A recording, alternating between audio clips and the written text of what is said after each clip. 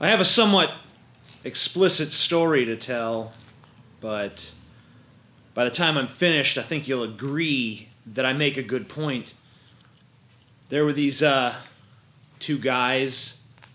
They break into this Christian family's home. You know, it's a Christian guy, his Christian wife, and his two Christian sons are all big religious zealots. And these two guys break in their house, and they tie the guy up so tight that he can't move a thread, and they hang his wife upside down and slit her throat and use the blood as a lubricant so that they can sodomize his two sons at gunpoint, and then they shoot his sons, and then they use the blood from all three victims to quote a passage from Watership Down on the walls, and they show it to the guy, the Christian guy, let him memorize it, let it be the last thing he sees in this world, and then they carve his eyes out. And just before they leave, they say to him, "Why didn't God stop us?" That's a good point, right? Yeah. I know what you're thinking. Isn't that kind of a needlessly elaborate, violent, sadistic story to make such a lame little point? Some people might even say, TJ, that was inappropriate. More likely, knowing my audience, some of you are sitting there saying, I fapped to this video. But I'm sure some people are offended. But no, you shouldn't be, because apparently this is exactly the kind of story that is completely acceptable at something as innocent as a Christian prayer breakfast. Because Phil Robertson of Duck Dynasty fame or infamy, depending on your point of view, told a very similar story at a Christian prayer breakfast. And, well, I think it speaks for itself. I'll just go ahead and play that. I'll make a bet with you.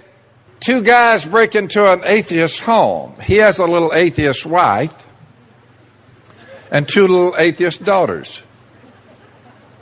Two guys break into his home and tie him up in a chair and gag him. And then they take his two daughters in front of him and rape both of them and then shoot them. And they take his wife and decapitate her head off in front of him. And then they can look at him and say, isn't it great to not have to worry about being judged?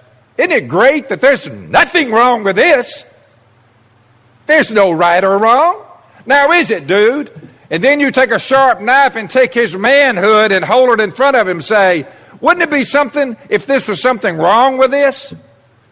But you're the one that says there's no God, there's no right, there's no wrong.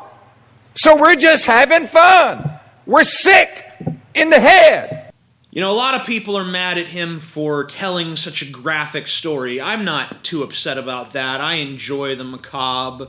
I don't have any problem with people using grim or disturbing analogies. But my real problem with it is, first of all, why do the people in the scenario have to be atheists?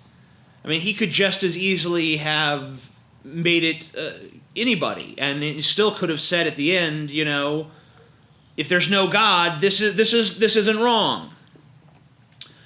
It seems to me like he made them atheists because he relishes the idea of an atheist family suffering this sort of horror.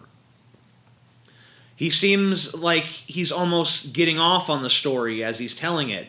You know, two guys, they break into this atheist family's house, and they rape his daughters, and they kill his wife, and they cut his dick off. Yeah, two guys.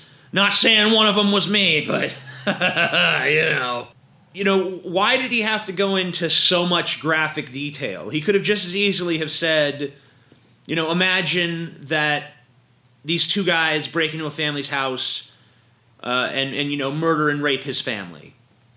But an atheist couldn't say that that's wrong because they don't believe in God, and without God, there is no objective morality.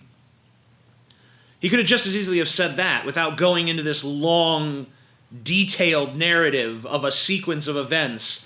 Like, his speech basically turned into a fucking episode of CSI. Now, I guess we should actually get to the point he was trying to make. I think that even, he could have even told this big elaborate story if the payoff was that he made some kind of interesting or tangible point or unique point, at least. But he didn't. He made the same old, there's no morality without God argument.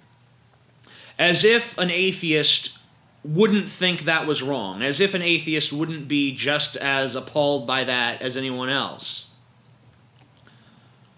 But I think it's interesting that he seems to think that without God there could be no morality.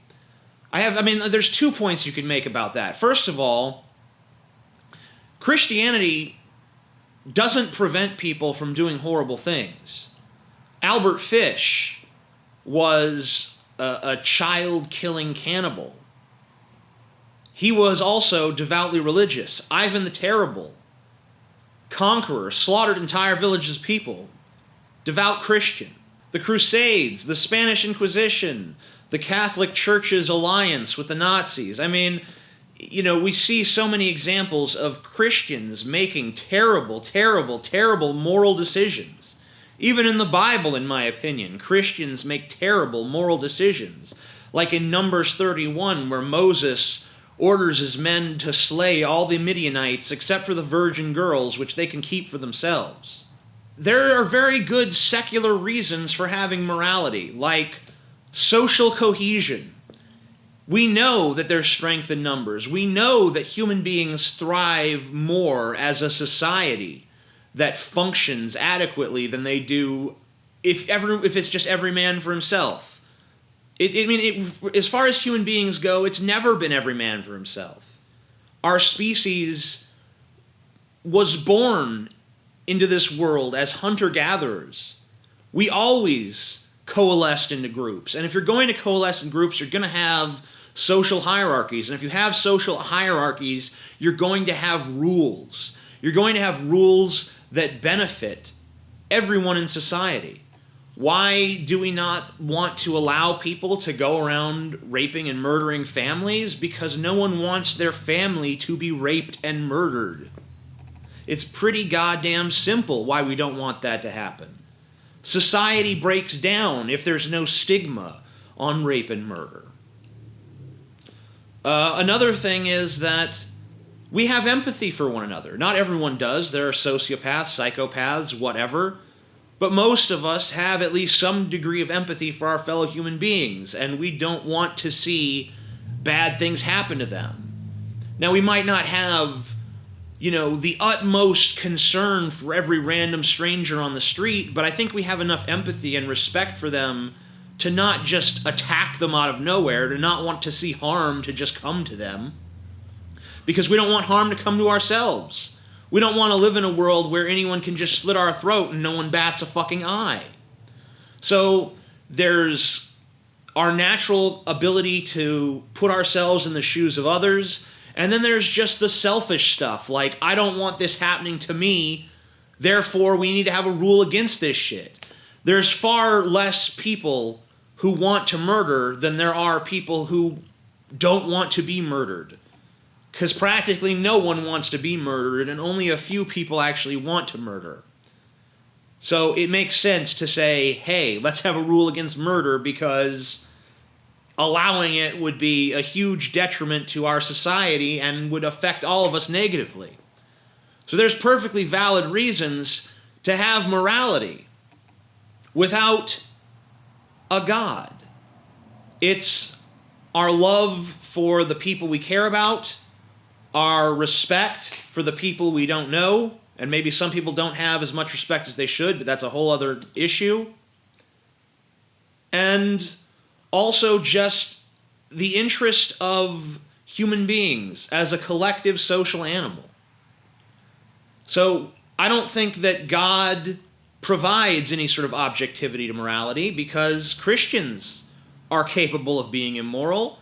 Nothing about being a Christian stops you from doing heinous stuff. And nothing about being an atheist just enables you to do heinous stuff.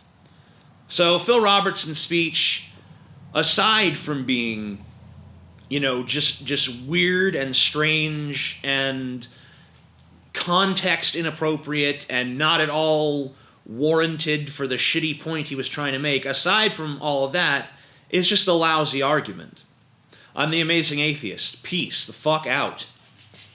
If I get 100 Audible trials before the end of this month, I will review Left Behind, starring Nicolas Cage, crazy piece of Christian propaganda. You can get your free Audible trial down below. You get a free audio book in the process, 30-day free trial, cancel anytime if you are not satisfied 100% with the product. I'm pretty assured that you will be. I've used Audible. It's a great tool if you like to read books, but you don't always have the time or the attention span to actually sit there and read giant walls of text, and you just want to maybe have it piped into your ears as you're doing something else, like maybe you're, cleaning your room or murdering a Christian family or whatever the case may be.